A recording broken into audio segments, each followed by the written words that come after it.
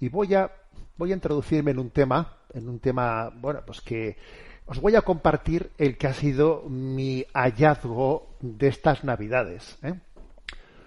Porque tuve un pequeño retiro de 4 o 5 días, ¿no? Y allí me llevé un libro, un librito, Jesús y las raíces judías de María, escrito por Brandt Pitre, Jesús y las raíces judías de María, y la verdad es que me encontré con una perla preciosa que me dejó impactado, y os la quiero compartir. Pero bueno, se trata de, para mí, un gran descubrimiento bíblico que me quedo impresionado de no haberlo descubierto hasta ahora, ¿no? Y que en nuestras mariologías y en muchos, bueno, pues yo no lo había visto hasta ahora, ¿no? O sea, creo que a veces desde otros ámbitos, incluso protestantes, que se convierten al catolicismo, aunque este autor en concreto él es católico, no ha sido protestante, pero en esos círculos nos permiten, como han tenido un itinerario, como han luchado por buscar la plenitud de la verdad, descubren en la Sagrada Escritura, el tesoro de la fe, con un grado de conocimiento de la Escritura que a veces nosotros no hemos tenido, porque igual no hemos indagado tanto, ¿no? Hemos partido del dogma de la virginidad de María, y como ya lo hemos dado por supuesto, igual no hemos escrutado las Escrituras tanto, ¿eh? Entonces, bueno, pues os lo voy a compartir. Pero bueno, voy a contextualizar, ¿de acuerdo? Voy a contextualizarlo en la importancia, en el sentido del celibato, ¿no? Jesucristo fue célibe. La Virgen María, pues fue virgen. Entonces, a ver, esto qué valor tiene, ¿no? ¿Qué valor tiene? Todos recordaremos que allá por el año 2004, si no me equivoco, creo que era el 2004, se publicó aquel famoso libro de Dan Brown, El Código Da Vinci, que fue pues un bestseller, ¿no? Una novela de esas, pero era una novela de esas que tenían pretensión de confundir al lector como si estuviese leyendo un libro de investigación, ¿eh? Pero son novelas, sí, novelas, pero que al lector le está haciendo entender que te estoy dando a conocer aquí una investigación, ¿no? Entonces, aquel libro del Código Da Vinci, pues nos presentaba a Jesús casado con María Magdalena. Bueno, obviamente no existe ningún tipo de fundamentación ni bíblica ni histórica a ese respecto, ¿no? Pero claro, ¿por qué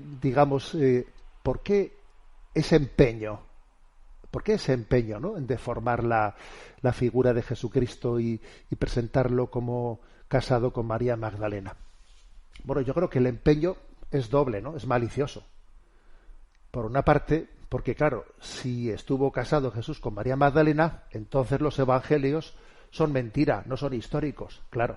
Contando en esa novela de Código Da Vinci que María estaba casada es como decir, te das cuenta, los evangelios te han engañado, y aquí sale pues una novela de investigación y te cuenta la verdad. O sea, digamos, es una manera, ¿no?, implícita de decirte los evangelios no son históricos. Eso ya, en primer lugar. Pero es que además también, detrás de eso, también se esconde una deformación de la cristología, ¿eh? Una clara deformación de la cristología. ¿Por qué? Pues porque, a ver, Jesucristo es Dios, ¿no? Y como Dios que es, pues hombre, nosotros no vamos a decirle a Dios lo que tiene que hacer y lo que no tiene que hacer, que obviamente Él es soberano, ¿no? Él es soberano. Pero es que el hecho de que Jesucristo fuese célibe no es porque no encontrase ninguna mujer con la que casarse, sino porque convenía a su identidad.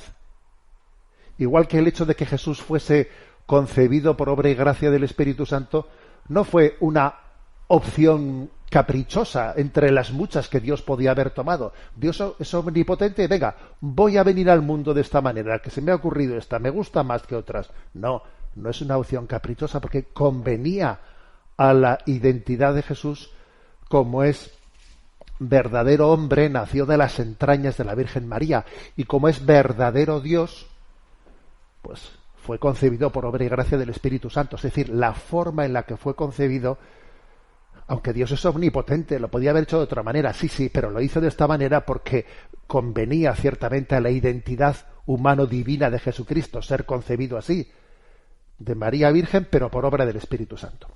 Y aquí pasa algo similar con respecto a por qué Jesús no se casó. A ver, ¿por qué Jesús no se casó?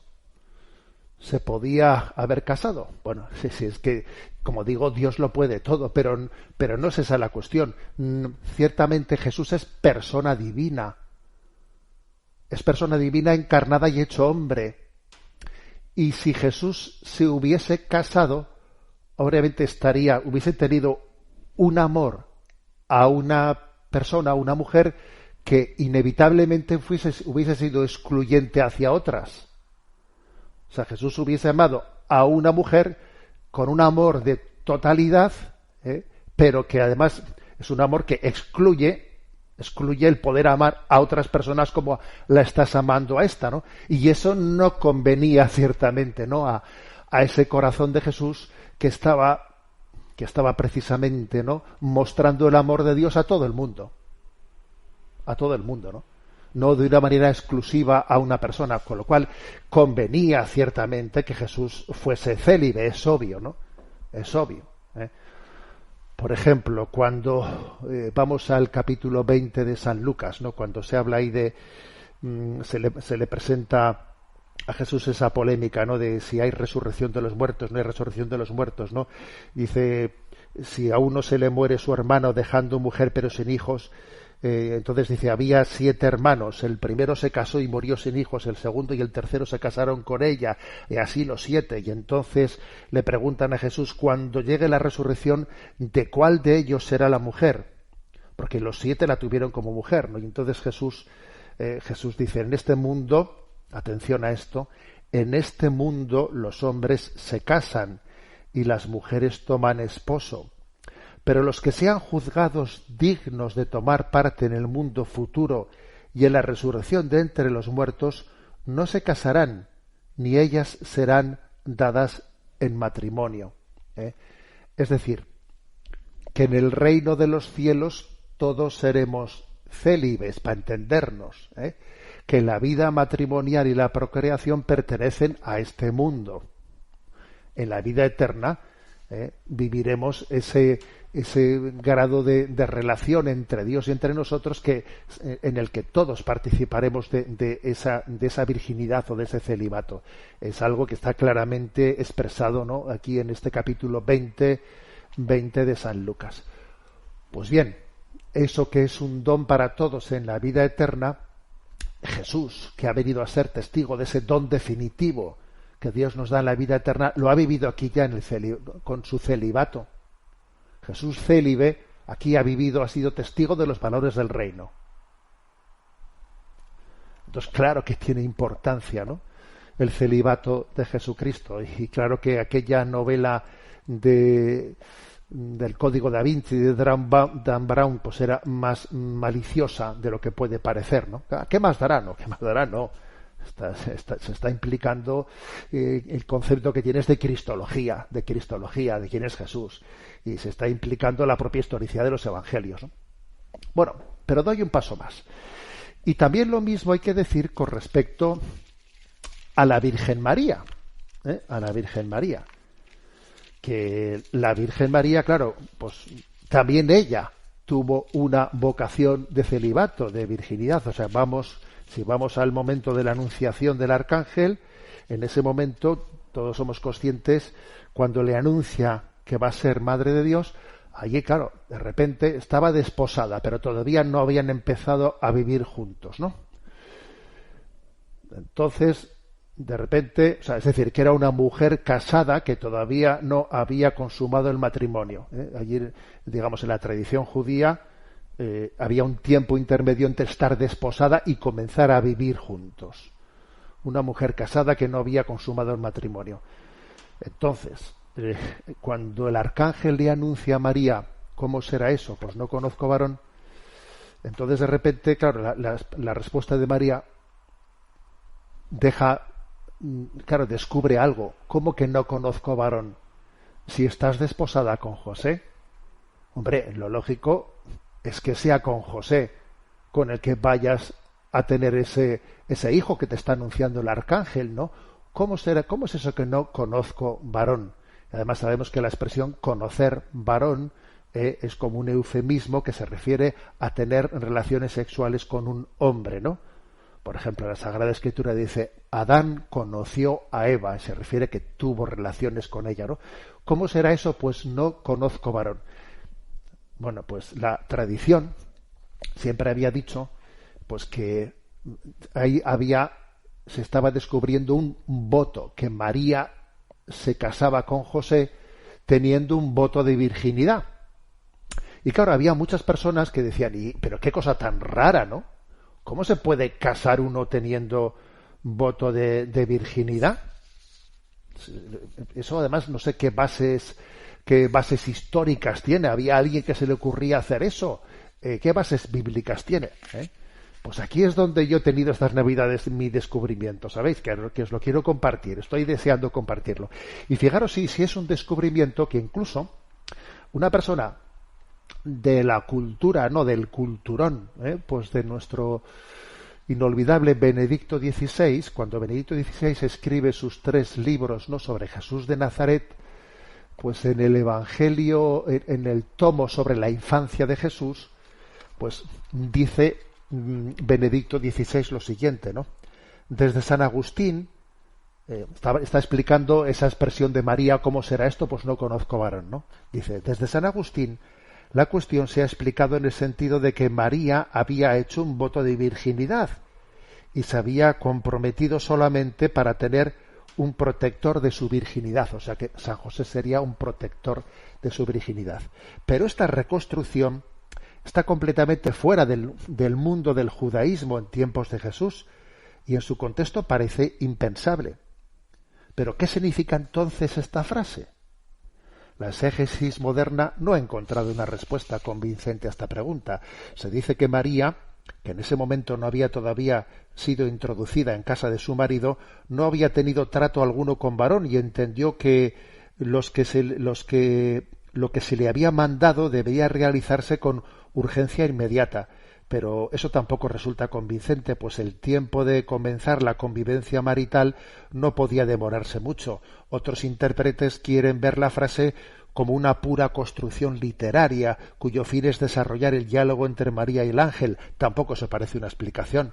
Se podría recordar también que, según la costumbre judía, era el varón quien formulaba unilateralmente el compromiso y no se pedía el consentimiento de la mujer, pero tampoco eso parece una solución. Así pues, queda en pie el enigma de esta frase, dice Benedicto XVI. O sea, Benedicto XVI acepta que María dijo eso, pero no se explica cómo es el asunto, ¿no? Entonces, pues os quiero compartir el hallazgo que yo he hecho, ¿no? Porque es que, a ver, la bomba es que sí existen evidencias bíblicas, y encima bíblicas, no en un pergamino descubierto en el Qumrán, en una cueva en el Mar Muerto, que allí de repente nos descubre qué quiere decir esto. No, que está en la Biblia. Pues estas palabras de María, ¿cómo será esto? Pues no conozco varón. O sea, resulta que este ha sido mi descubrimiento en este libro de Jesús y las raíces judías de María. Resulta que en el libro de los Números del Antiguo Testamento, en el capítulo 30, se narra cómo había que proceder con las mujeres judías que se casaban teniendo un voto de abstinencia, un voto de virginidad. Toma ya, eso está en la Biblia, en el capítulo 30 del libro de los Números. Y os lo voy a leer. Voy a leer los versículos que especialmente hacen referencia a ello. versículos 6 a 8 y versículos 13 al 16. Dice: pero si su padre, es decir, si el padre de la joven que ha hecho el voto de virginidad o el voto de abstinencia, si su padre, el mismo día en que se entera de cualquiera de sus votos o de los compromisos que ha contraído su hija, lo desaprueba, entonces los votos de la hija no serán firmes. Yahvé no le tendrá en cuenta a esa joven sus votos, pues su padre los ha desaprobado. Y si se casa esa joven cuando todavía está ligada por sus votos de virginidad o por un compromiso que inconsiderablemente contrajeron sus labios, si su marido se entera y el mismo día en que se entera no lo desaprueba, entonces será firme el voto de virginidad y los compromisos que adquirió serán válidos. Tú fíjate, sigo leyendo, pero si su marido se los anula el mismo día en que se entera, no será firme nada de lo que ha salido de sus labios, sea voto o compromiso. Yahvé no se lo tendrá en cuenta, porque su marido se los anuló. Cualquier voto o compromiso jurado que grava la mujer puede ratificarlo o anularlo el marido. Si no le dice nada su marido para el día siguiente, o sea, si el marido no le dice nada a la mujer, yo tengo este voto de abstinencia de virginidad, y si su marido no le dice nada el día de la boda, es que confirma el voto o compromiso que tenga. Los confirma por no haberle dicho nada el día que se enteró. Pero si los anula más tarde, cargará él con la falta de ella, como diciendo, tú no puedes anular el voto de virginidad que hizo tu mujer si lo sabías y después a posteriori pretendes rechazarlo. Tú fíjate, esto está en el capítulo 30 del libro de los Números. Y me llama profundamente la atención que haya pasado desapercibido en nuestra explicación sobre esa expresión de María. ¿Cómo será esto? Pues no conozco varón. Es curioso. Es decir, que esa expresión, ¿cómo será esto? Pues no conozco varón, no es una cuestión rara, rarísima, inexplicable. No, es que existían también mujeres judías que sentían su llamada interior a vivir ese compromiso de abstinencia, esa virginidad, incluso uniéndose en matrimonio.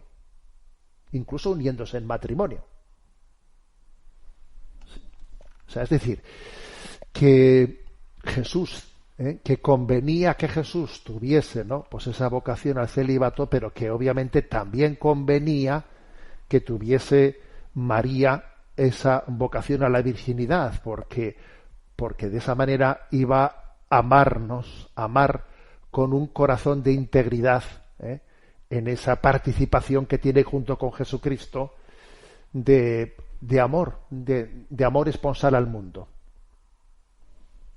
Bueno, todo esto, a que esto es un descubrimiento, que yo os lo digo que cuando lo leí estas Navidades dije, pero ¿qué acabo de descubrir? ¿Pero qué joya es esta?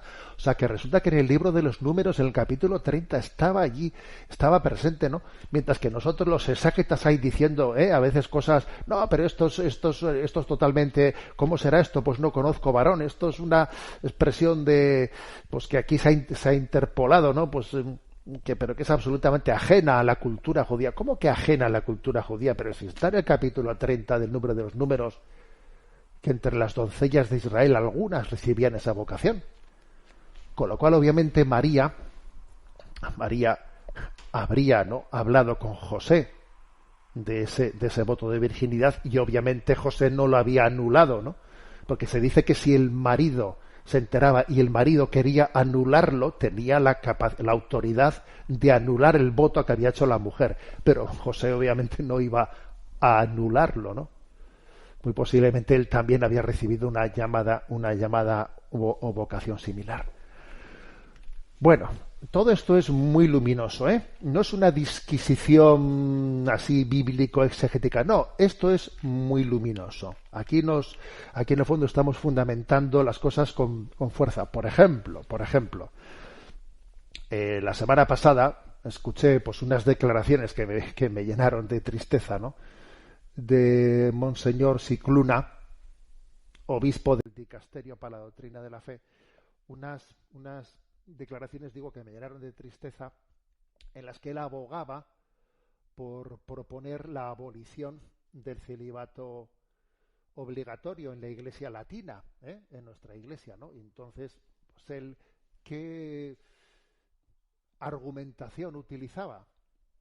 Pues leo la frase que pronunció, dice: ¿por qué deberíamos perder a un joven que habría sido un excelente sacerdote solo porque quería casarse? Y de hecho perdimos buenos sacerdotes solo porque eligieron el matrimonio, ¿eh? Entonces, bueno, pues así, sin más, ¿no? Este hombre hizo esta afirmación que a mí me llenó de tristeza, ¿no? Me llenó de tristeza porque dije, vaya confusión que tenemos en la mente. Entonces, a ver, ¿qué pasa? Que resulta que el sacerdocio es una elección que hago yo, o sea, es decir, la vocación a ser sacerdote es una elección que hago yo. Entonces, claro, si me permiten compaginarlo con estar casado, me interesa. Pero si no me permiten compaginar el sacerdocio con estar casado, entonces no me interesa. Entonces, ¿por qué? Fíjate, este es el argumento, ¿no? Que dice, estamos perdiendo a jóvenes que habrían sido curas si se les permite casarse. A ver, pero entonces, ¿qué pasa? Que la vocación forma parte de mi elección, o la vocación es una llamada de Dios. Y si Dios te llama, te da el don del celibato.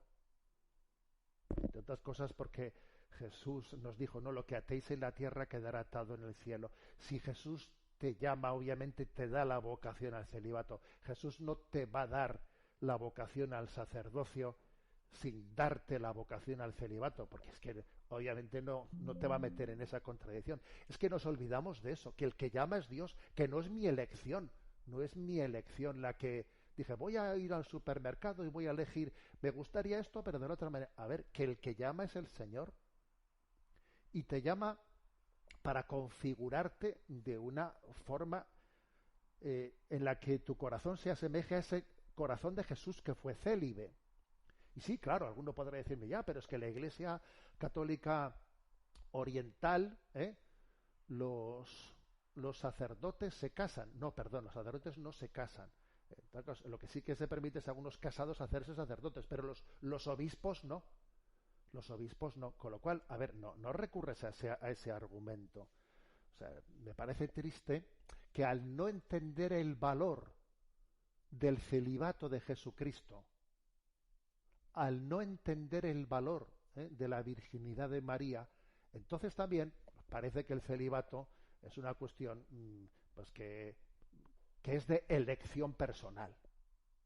De elección personal. A ver, y el celibato no es una cuestión de elección personal, es una cuestión de llamada del Señor.